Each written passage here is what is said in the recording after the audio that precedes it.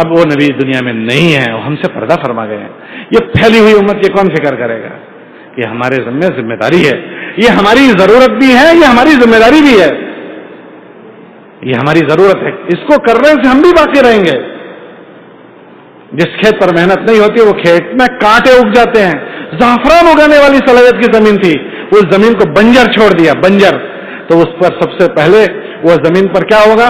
تو وہ نرم زمین تھی، وہ سخت ہو جائے گی. سخت، میرے اور آپ کی اولادیں سخت دل ہو جائے گی. ہم لوگ ابھی امریکہ سے آ رہے ہیں، آپ ساری پوری جماعت کو پوچھ لو، ہر گھر کے لوگوں نے شکایت کی ہے.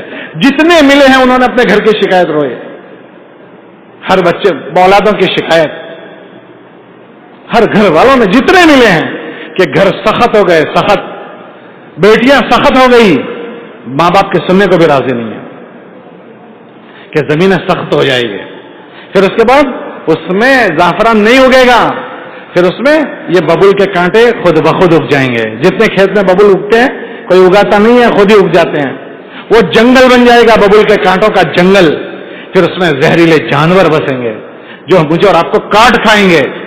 پھر بیوی کی شکل میں وہ جانور ہوگی، پھر وہ بچوں کی شکل میں چیتا اور بھیڑیا ہوگا. ہے بچے کی شکل لیکن وہ چیتا اور بھیڑیا ہوگا. سگا بھائی چیتا اور بھیڑیا ہوگا. باپ اپنی بیٹی کو دفن جو کرتا تھا نا، وہ شکلیں زندہ ہو جائے گی. اس لیے ہم اس کو معمولی چیز نہ سمجھیں. اس کے ہونے سے جس طرح خیر وجود میں آئی ہے، اس کے چھوٹنے سے جو اس کے علاوہ کی چیزیں ہیں وہ خود بخود وجود میں آئے گی، وہ لانی نہیں پڑے گی. یہ ہماری ضرورت کی چیز ہے. اگر ہم یہ چاہتے ہیں کہ ہم اور ہماری نسلیں اس خیر پر باقی رہیں، تو اللہ نے اس دنیا کو دارالاسباب بنایا ہے. اللہ نے دین کے زندہ ہونے کے لیے دین کی محنت بنائی ہے. اس دین کی محنت کے ذریعے سے دینداری زندہ ہوگی. مولانا فرماتے تھے، میں اس کو کار نبوت یقین کرتا ہوں. جیسے قرن اول میں اس کے ذریعے سے ایک اچھا معاشرہ بنا ہے اور اچھے لوگ بنے ہیں، ایسے اگر اس زمانے میں کیا جائے گا نا، تو یہ جان لگانے والے، مال لگانے والے اللہ افراد پیدا کرے گا. اور اس کے علاوہ اللہ ہمارے ماحول کو بنائے گا جس سے ہم بھی محفوظ، ہماری اولادیں اور ہماری نسلیں محفوظ. اور خدا نہ کرے اگر اس سے غفلت برتی تو پھر کیا ہوگا؟ پھر ماحول بھی خراب ہوگا اور ہمارے اندر ضعف آئے گا، میرے اور آپ کے اندر ضعف آئے گا.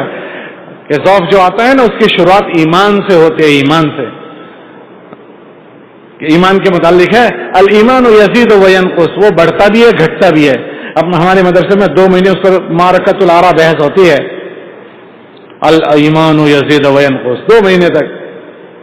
لقمان حکیم نے اپنے بیٹے سے کہا، بیٹا جس کا یقین جتنا مضبوط ہوگا اس کے جسم سے عمل نکلنے والے اعمال ایسے ہوں گے، اور جس کا یقین کمزور ہو جائے گا اس کے جسم سے نکلنے والے عمل. اور یہ جو محنت ہے وہ ایمان کو بنانے والی محنت. مولانا نیلوی صاحب فرماتے تھے، لوگوں نے اس کا نام تبلیغ رکھا، اگر میں اس کا نام رکھتا تو تحریک ایمان رکھتا. اس میں اللہ کو بولا جاتا ہے، تحریک ایمان. اب میں اس بول کو بولنا بند کر دوں گا، ان بولوں کو سننا بند کر دوں گا. اللہ سے ہونے کو، اللہ کی عظمت کو میں بول ہی نہیں رہا ہوں، اللہ کی عظمت اور بڑائی کو میں سنوں گا ہی نہیں، تو میرے اندر کیسے ایمان آئے گا؟ اور جب ایمان میں ضعف آئے گا تو لقمان حکیم نے کیا کہا؟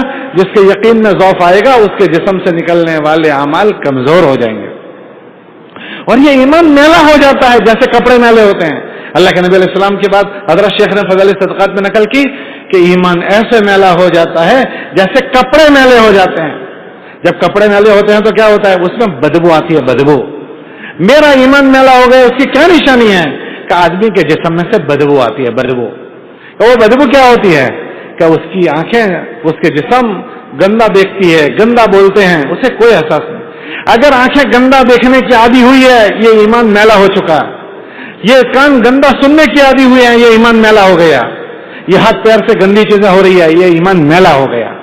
اگر اس کو اچھا نہیں کیا تو اسی گندے ایمان کے ساتھ مر جائیں گے. اللہ فرماتے ہیں گندے ایمان کے ساتھ ہمارے پاس مت آنا. لم یلبسوا ایمانہم بظلم، کہ ایمان والا بھی ہے اور زانی بھی ہے، ایمان والا بھی ہے اور گندی نگاہوں والا بھی ہے، ایمان والا بھی ہے اور گندا سننے والا بھی ہے، ایمان والا بھی ہے اور گندی زبان والا بھی ہے، ایمان والا بھی ہے اور گندی حرکت کرنے والا بھی ہے. اللہ فرماتے ہیں ایسا چیز اچھی نہیں. لم یلبسوا ایمانہم بظلم، یہ سب ظلم ہے. جب ایمان کی محنت چھوٹتی ہے نا تو یہ میلا پن آتا ہے، اس کو تازہ کرنا ہے. ہمیں حکم ہے جددوا ایمانکم، اپنے ایمان کو تازہ کرو. یہ ایمان کو تازہ کرتی ہے. ہم یہ نہ سوچیں کہ میرا تو ہر حال میں تازہ ہی رہتا ہے. حضور نے فرمایا یہ بڑھتا بھی ہے، یہ گھٹتا بھی ہے. تو یہ ہماری حفاظت کر لے گا، ہماری اولادوں کی حفاظت کر لے گا.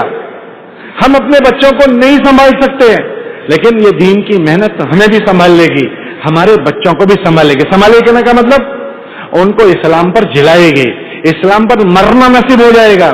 ورنہ دیکھو لوگ پتہ نہیں کون کیسے کیسے مر رہے ہیں. وہ تو مرنے والوں کے حالات دیکھو، وہ اور کتابوں میں آتا ہے جو جیسا جیتا ہے پھر ایسا ہی مرتا ہے. عمر بھی یہی فرماتے تھے کما تحیون تموتون، اور لوگوں تم جیسے جیو گے ایسے مرو گے.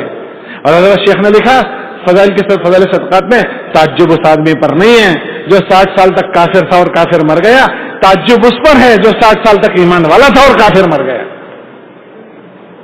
اس لیے ہر مہینے اپنا خروج ہم کریں، ہر مہینے اس کو معمولی نہ سمجھیں.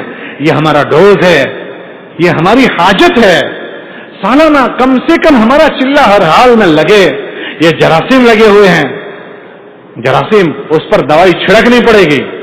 اس کو دیمک لگ گئی ہے، دیمک ادھر ہی لگ گئی ہے، وہ پورے درخت کو کھا جاتی ہے، پتہ بھی نہیں چلتا.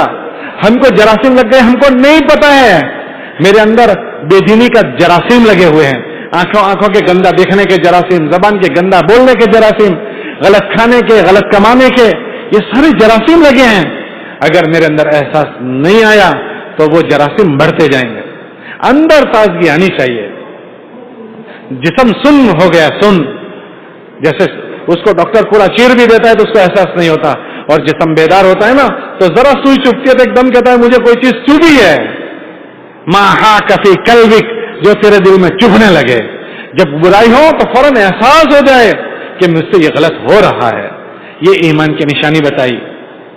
اذا سرت کا حسنتک و اذا ساءت کا سیئتک فانت مؤمن. تجھے تیری نیکی خوش کرے اور تیرا گناہ تجھے چبھے تو تو سمجھ لے تو مومن ہے. یہ اندر تازگی لانی پڑے گی میرے میں، میرے بچوں میں. ہم بچوں کو مولوی صاحب کے پاس لے جاتے ہیں، مولوی صاحب میرا بیٹا ایسا ہو گیا، ایسا ہو گیا، ذرا نصیحت کر دو. نصیحت سے کچھ نہیں ہوگا. نصیحت تھوڑی دیر امر کرے گی، اس کی کیفیت بدلنے کی ضرورت ہے. زمین پر جو کانٹے اگے ہیں اس کو کاٹنے کی ضرورت ہے. آپ 50 بچے لوگ ایسے ملیں گے اللہ کے راستے نے ان کی زندگیوں کو بدل دیا. ایک چلہ میں، ایک چلے میں اس کی کیفیت. ایک آدمی سے آپ 10 مرتبہ بات کرو. کل ہمارے ایک ساتھی کہہ رہے تھے ایک آدمی کو تم 10 مرتبہ. مجھے اس جملے کے بعد واقعی میں نے غور کیا اس پر، مجھے احساس ہوا.